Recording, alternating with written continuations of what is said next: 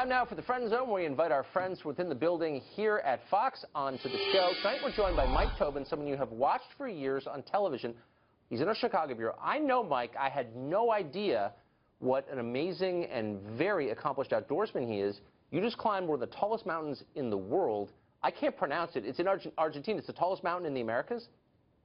Aconcagua. It's the tallest mountain in the Americas, highest peak outside of the Himalayas. So I looked it up. It's known to the locals as the Mountain of Death because so many people have died on it, 90 people, including a bunch of Americans pretty recently. What's it like? Well, there is a whole graveyard down at the bottom for people who didn't take the mountain seriously. And mountaineers and people around climbing generally do tend to give pretty dramatic names to the different mountains. When I climbed the Eiger, you had to climb up Murder Face and climb past the Death Bivouac. This particular mountain is not that technically challenging in terms of there's not a lot of vertical drop, but what you have is severe altitude. You get up to just about 23,000 feet by the end, so you start thinking about cruising altitude of jets. And you're getting pretty close. So what you're really battling with is acclimatization, and that's particularly why I chose this mountain. I wanted to go see how my body did above 20,000 feet. And so far, so good. It worked out pretty well. I climbed with a guy named Gaspar Navarrete. He was strong as a bull moose, and we knocked out the summit. We burned all of our bad weather days. The mountain threw everything at us that it possibly could. We had windstorms, snowstorms, avalanches, everything but flying monkeys.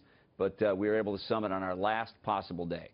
So at 23,000 feet, people die and have died, a number of them on that mountain, from pulmonary or cerebral edema, from not handling the altitude. You can't really know, can you, whether that's going to hit you? Well, you can try to do things smart by going gradually into the altitude. And also what I did ahead of time, I've got this weirdo Michael Jackson-ish tent that was delivered to my house, and we started reducing the oxygen in my bed about the month before I went to climb and got up to about 12,000 feet, and then we went up to base camp at 14,000 feet. I really didn't have many problems with the altitude, and part of the effect of the bad weather is we got pinned down in certain camps, and that slowed down our progress and more gradually introduced me to the altitude on this climb. I don't mean to laugh at you because I know it's serious and you could die if you screwed it up. But you set up an oxygen deprivation tent in your apartment? Well, my house, yeah, but my girlfriend called it the Michael Jackson tent. Well, the neighbors, they don't come into the bedroom. And my girlfriend thought it was weird, and she poked a lot of fun at me. But essentially, what you do is you force poor quality oxygen into your bed while you're sleeping, and that makes your body start kicking out red blood cells. The interesting thing is now that I'm back at a regular altitude, it's kind of hard to breathe. The air feels a little bit oppressive. I got so used to the extreme altitude, and when you come back, you think you'd be supercharged. It would be like blood doping. Yeah, it's kind of the opposite. Right now, I get to the top of the stairs, and I'm a little bit winded. Wow. So it's like living in Beijing in that tent. Is that a Fox flag you've got on the peak? Yeah, what a profound company suck-up I am, huh?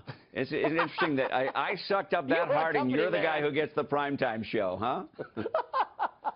I'd be dead if I attempted that. Mike Tobin, that is so impressive and so cool that you did that.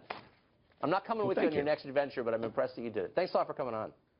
Well, thank you, and I'm glad to be on your show when it's not such heavy content all the time. And congratulations on getting your show. This is the after dinner mint, man. This is the happy part. Good to see you. There you go. All right, pal. See ya.